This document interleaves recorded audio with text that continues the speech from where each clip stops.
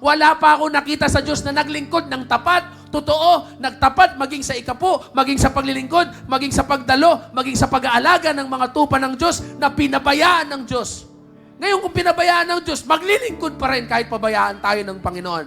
Pero yun ang pangako niya, I will never leave you nor forsake you.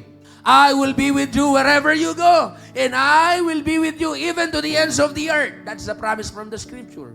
Muscles grows when they are used. Tama mo? Kapag ginagamit mo yung muscles mo, nagiging mas maganda. Kalabisan ba yung gamitin mo? Yes, napapagod. Pero the more na nagagamit ang mga muscle natin, the more na gumaganda yung katawan natin.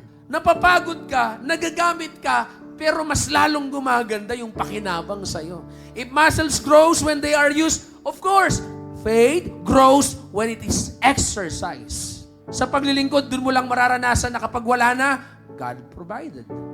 Sa paglilingkod, dun mo lang mararanasan kahit hirap na hirap ka, mabuti pa rin ang Diyos.